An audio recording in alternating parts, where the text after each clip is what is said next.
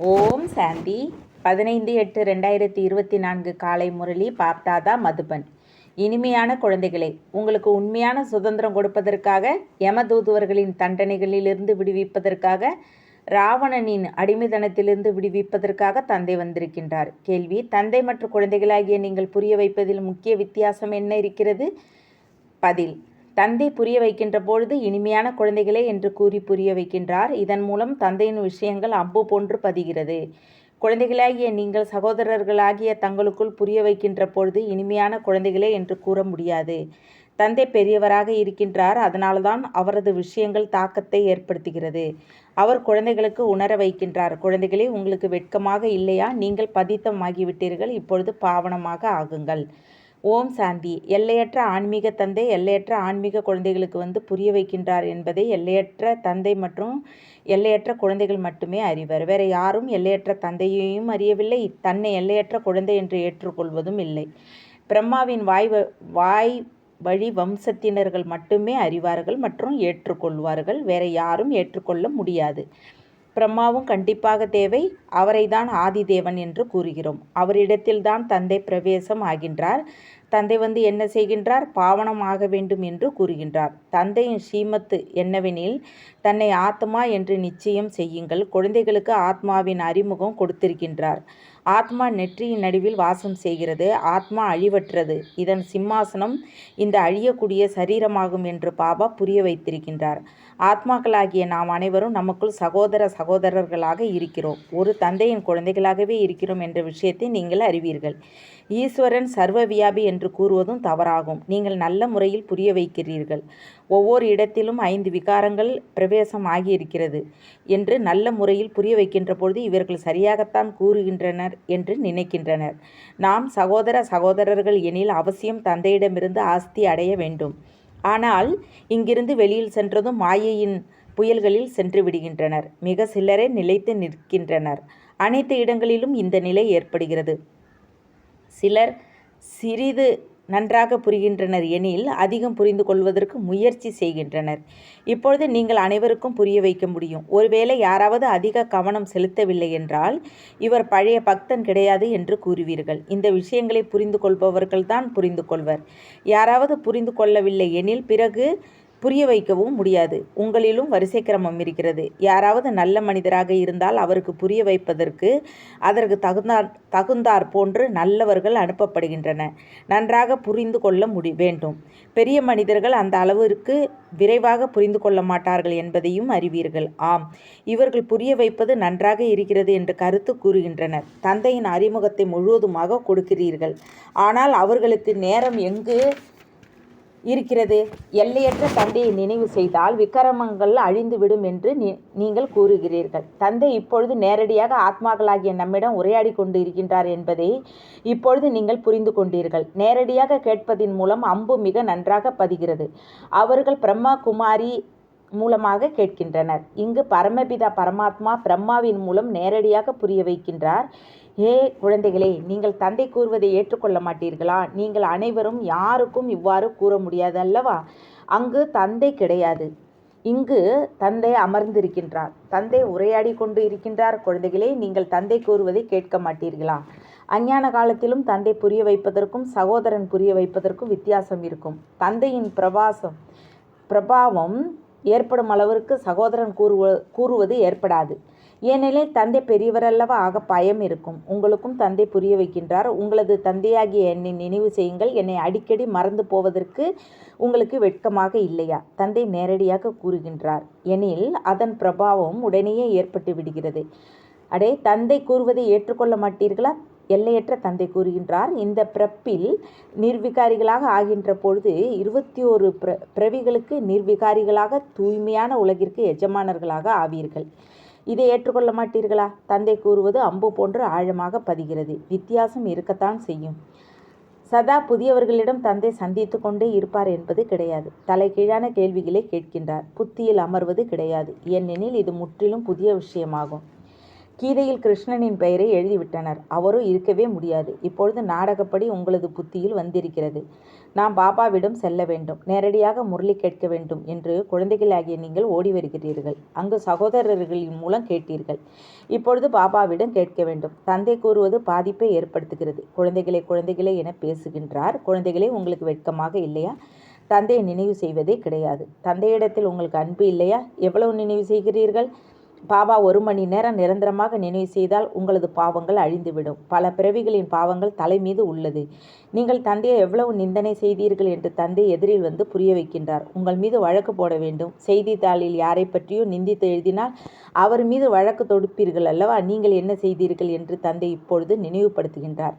நாடகப்படி ராவணனின் தொடர்பால் தான் இவ்வாறு ஆனது என்று தந்தை புரிய வைக்கின்றார். இப்பொழுது பக்தி மார்க்கம் அனைத்தும் முடிவடைகிறது.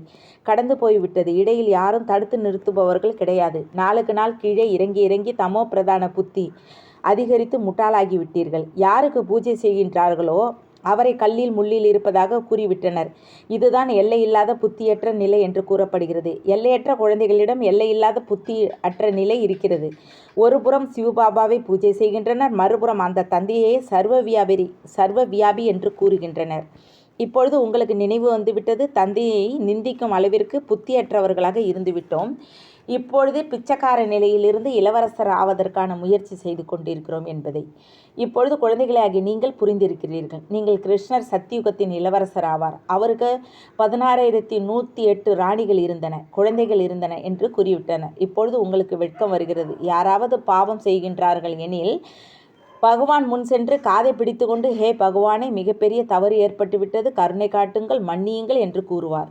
நீங்கள் எவ்வளவு பெரிய தவறு செய்திருக்கிறீர்கள்? தந்தை புரிய வைக்கின்றார். நாடகத்தில் இவ்வாறு இருக்கிறது. எப்பொழுது இவ்வாறு ஆகிறீர்களோ அப்பொழுதுதான் நான் வருகின்றேன். இப்பொழுது தந்தை கூறுகின்றார், நீங்கள் அனைத்து தர்மத்தினருக்கும் நன்மை செய்ய வேண்டும். எந்த தந்தை அனைவருக்கும் சத்கதி கொடுக்கின்றாரோ அவரை அனைத்து தர்மத்தினரும் சர்வவியாபி என்று கூறிவிட்டனர்.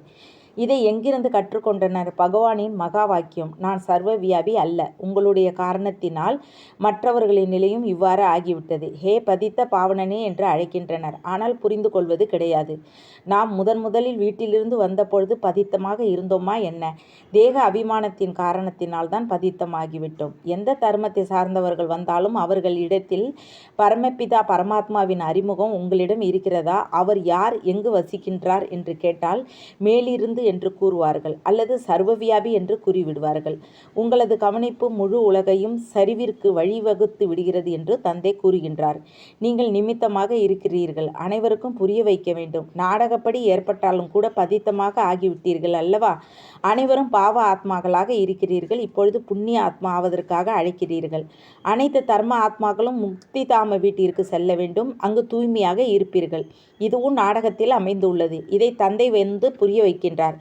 இது அனைத்து தர்மத்தினருக்குமான நாடகமாகும். பாபாவிடம் செய்தி வந்தது, உங்கள் அனைத்து ஆத்மாக்களையும் பரமாத்மாக நினைத்து நமஸ்கரிக்கிறேன் என்று ஒரு ஆச்சாரியர் கூறினார். இவ்வளவு பேர் பரமாத்மாக்களாக இருக்கிறார்களா என்ன? எதையுமே புரிந்து கொள்வது இல்லை. யார் அதிக பக்தி செய்யவில்லையோ அவர்கள் நிலைத்திருப்பது கிடையாது. சென்டர்களிலும் சிலர் சில காலம் நிலைத்திருக்கின்றனர், சிலர் சில காலம். இதன் மூலம் புரிந்து கொள்ள வேண்டும். அவர்கள் பக்தி குறைவாக செய்திருக்கின்றனர். அதனால்தான் நிலைத்து இருப்பது கிடையாது. இருப்பினும் எங்கு செல்வார்கள்? வேறு எந்த கடையும் கிடையாது. மனிதர்கள் விரைவாக புரிந்து கொள்வதற்கு என்ன யுக்தியை உருவாக்குவது? இப்பொழுது அனைவருக்கும் செய்தி கொடுக்க வேண்டும். தந்தையை நினைவு செய்யுங்கள் என்று கூறுங்கள். நீங்களே முழுமையான நினைவு செய்யவில்லை என்றில் உங்களது அம்பு எப்படி பாதிப்பை ஏற்படுத்தும்? அதனால்தான் பாபா கூறுகின்றார், சாட் வையுங்கள். பாவனமாவதுதான் முக்கியமான விஷயம். எந்த அளவிற்கு பாவனமாகின்றீர்களோ அந்த அளவுக்கு ஞான தாரணை ஏற்படும், குஷியும் ஏற்படும். குழந்தைகளுக்கு அதிக குஷி ஏற்பட வேண்டும். நாம் அனைவரையும் முன்னேற்றுகிறோம் என்று தந்தை வந்துதான் சத்கதி அளிக்கின்றார். தந்தைக்கு துக்கம் மற்றும் குஷிக்கான விஷயமே கிடையாது. இது நாடகத்தில் உருவாக்கப்பட்டு இருக்கிறது. உங்களுக்கு எந்த துக்கமும் இருக்கக்கூடாது. தந்தை கிடைத்து விட்டார். வேறு என்ன வேண்டும்? தந்தையின் வழிபடி நடந்தால் போதும். இந்த அறிவுரைகளும் இப்பொழுதுதான் கிடைத்திருக்கிறது. சத்தியுகத்தில் கிடையாது. அங்கு ஞானத்தின் விஷயமே கிடையாது. இங்கு உங்களுக்கு எல்லையற்ற தந்தை கிடைத்திருக்கின்றார் எனில் உங்களுக்கு சொர்க்கத்தை விட அதிக குஷி இருக்க வேண்டும். நீங்கள் அயல் நாட்டிற்கு சென்றும் இதை புரிய வைக்க வேண்டும் என்று தந்தை புரிய வைக்கின்றார். அனைத்து தர்மத்தினர் மீதும் உங்களுக்கு கருணை ஏற்படுகிறது. ஏ பகவான், கருணை காட்டுங்கள், ஆசீர்வாதம் செய்யுங்கள். துக்கத்திலிருந்து விடுவீங்கள் என்று அனைவரும் கூறுகின்றனர். ஆனால் புரிந்து கொள்வது கிடையாது. தந்தை பல வகையான யுக்திகளை கூறுகின்றார். நீங்கள் ராவணனின் சிறையில் இருக்கிறீர்கள் என்பதை நீங்கள் அனைவருக்கும் கூற வேண்டும். சுதந்திரம் வேண்டும் என்று கூறுகின்றனர். ஆனால் உண்மையில் எது சுதந்திரம் என்று கூறப்படுகிறது என்பதை யாரும் அறியவில்லை. ராவணனின் சிறையில் அனைவரும் மாட்டியிருக்கின்றனர். இப்பொழுது உண்மையான சுதந்திரம் கொடுப்பதற்காக தந்தை வந்திருக்கின்றார். இருப்பினும் ராவணனின் சிறையில் அடிமைகளாகி பாவங்கள் செய்து கொண்டே இருக்கின்றனர். உண்மையான சுதந்திரம் எது என்பதை மனிதர்களுக்கு கூற வேண்டும். இங்கு ராவணனின் ராஜ்யத்தில் சுதந்திரம் கிடையாது என்று நீங்கள் பத்திரிகையிலும் போட வேண்டும். மிகவும் அளவாக எழுத வேண்டும். அதிகம் எழுதினால் யாரும் புரிந்து கொள்ள மாட்டார்கள். உங்களுக்கு சுதந்திரம் இருக்கிறதா என என்று கேளுங்கள். நீங்கள் ராவணனின் சிறையில் மாட்டி இருக்கிறீர்கள். உங்களது பிரபாவம் அயல்நாட்டினருக்கு ஏற்படும் பொழுது பிறகு இங்கிருப்பவர்களும் புரிந்து கொள்வர். ஒருவரை ஒருவர் ஆக்கிரமித்து கொண்டு இருக்கின்றனர். ஆக இது சுதந்திரமா என்ன? சுதந்திரத்தை உங்களுக்கு தந்தை கொடுத்து கொண்டு இருக்கின்றார். ராவணனின் சிறையிலிருந்து சுதந்திரம் அளித்து கொண்டு இருக்கின்றார். நாம் அங்கு மிகவும் சுதந்திரமாகவும் மிகவும் செல்வந்தர்களாகவும் இருந்தோம் என்பதை நீங்கள் அறிவீர்கள். யாருடைய திருஷ்டியும் விழுவது கிடையாது. எப்பொழுது பலவீனமாக ஆகிறீர்களோ அப்பொழுது அனைவரின் திருஷ்டியும் உங்கள் செல்வத்தின் மீது விழுகிறது. முகமது கஜினி வந்து கோயில்களில் கொள்ளையடித்தார் எனில் உங்களது சுதந்திரம் நீங்கிவிட்டது. சுதந்திரம் நீங்கிவிட்டது. ராவணன் ராஜ்யத்தில் அடிமைகளாக ஆகிவிட்டீர்கள். இப்பொழுது நீங்கள் புருஷோத்தம சங்கம யுகத்தில் இருக்கிறீர்கள். இப்பொழுது உண்மையான சுதந்திரம் அடைந்து கொண்டு இருக்கிறீர்கள். அவர்கள் சுதந்திரத்தை புரிந்து கொள்வதே கிடையாது. ஆக இந்த விஷயத்தையும் யுக்தியாக புரிய வைக்க வேண்டும். யார் கல்பத்திற்கு முன்பு சுதந்திரம் அடைந்திருந்தார்களோ அவர்கள்தான் ஏற்றுக்கொள்வார்கள். நீங்கள் புரிய வைக்கிறீர்கள் எனில் முட்டாள்களை போன்று எவ்வளவு வாக்குவாதம் செய்கின்றனர். நேரத்தை வீணாக்குகின்றனர் எனில் பேசுவதற்கு மனம் விரும்புவது கிடையாது. தந்தை வந்து சுதந்திரம் கொடுக்கின்றார். ராவணனின் அடிமைத்தனத்தில் அதிக துக்கம் இருக்கிறது. அளவிட முடியாத துக்கம் இருக்கிறது. தந்தையின் ராஜ்யத்தில் நாம் எவ்வளவு சுதந்திரமாக இருக்கிறோம். சுதந்திரம் என்றால் நாம் எப்பொழுது தூய்மையான தேவதைகளாக ஆகின்றோமோ அப்பொழுது ராவண ராஜ்யத்திலிருந்து விடுபட்டு விடுகின்றோம். உண்மையான சுதந்திரம் தந்தை வந்துதான் கொடுக்கின்றார். இப்பொழுது மாற்றாணி ராஜ்யத்தில் அனைவரும் துக்கமானவர்களாக இருக்கின்றனர். சுதந்திரம் அடையக்கூடிய யுகம் இந்த புருஷோத்தம சங்கம யுகம். ஆங்கிலேயர்கள் சென்று விட்டதால் நாம் சுதந்திரம் அடைந்து விட்டோம் என்று அவர்கள் கூறுகின்றனர். எதுவரை பாவனமாகவில்லையோ அதுவரை சுதந்திரமானவர்கள் என்று கூற முடியாது என்பதை நீங்கள் அறிவீர்கள். பிறகு அதிகமான தண்டனைகளை அடைய வேண்டியிருக்கும். பதவியும் குறைந்துவிடும். வீட்டிற்கு அழைத்து செல்ல தந்தை வந்திருக்கின்றார். அங்கு அனைவரும் சுதந்திரமாக இருப்பார்கள். நீங்கள் அனைத்து தர்மத்தினருக்கும் புரிய வைக்க முடியும். நீங்கள் ஆத்மாக்கள். நடிப்பை நடிப்பதற்காக முக்தி தாமத்திலிருந்து வந்திருக்கிறீர்கள். சுகதாமத்திலிருந்து பிறகு துக்கதாமத்திற்கு தமோ பிரதான உலகிற்கு வந்து விட்டீர்கள். நீங்கள் எனது குழந்தைகளை தவிர ராவணனுடையவர்கள் அல்ல என்று தந்தை கூறுகின்றார். நான் உங்களுக்கு ராஜ்ய பாக்கியத்தை கொடுத்துவிட்டு சென்றிருந்தேன். நீங்கள் உங்களது ராஜ்யத்தில் எவ்வளவு சுதந்திரமாக இருந்தீர்கள். இப்பொழுது நீங்கள் அங்கு செல்வதற்காக பாவனம் ஆக வேண்டும். நீங்கள் எவ்வளவு செல்வந்தர்களாக ஆகுகிறீர்கள்.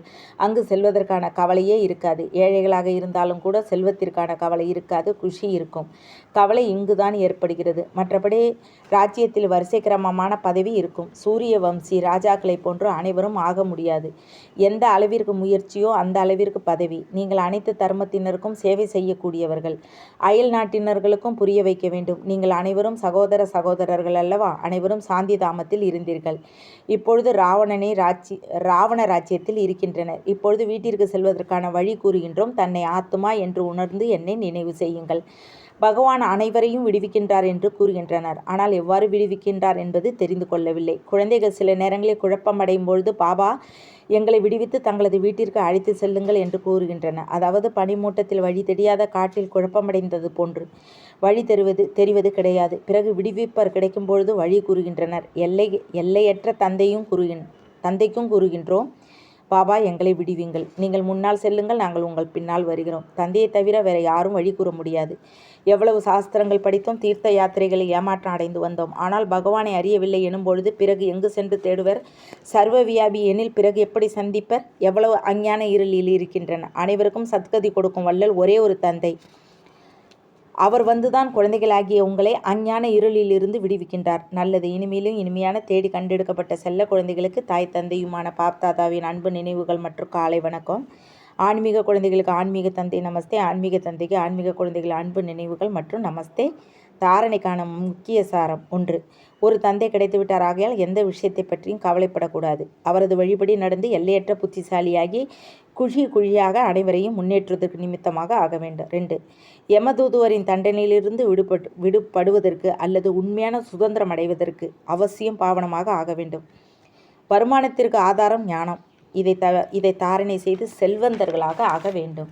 வரதானம்: ஞானத்தின் ஒளி மற்றும் சக்தியினால் தவறை சரியாக மற்றும் ஞானம் நிறைந்த ஆத்மா ஆகுங்க. ஞானமே ஒளியும் சக்தியும் என சொல்லப்படும். எங்கு ஒளி இருக்குமோ, அதாவது வெளிச்சம் உள்ள இடத்தில் இது தவறு, இது சரி, இது இருள், இது வெளிச்சம், இது வீணானது, இது சக்தியானது என மேலும் தவறென புரிபவர் தவறான கர்மம் அல்லது தவறான எண்ணங்களுக்கு வசப்பட மாட்டார்.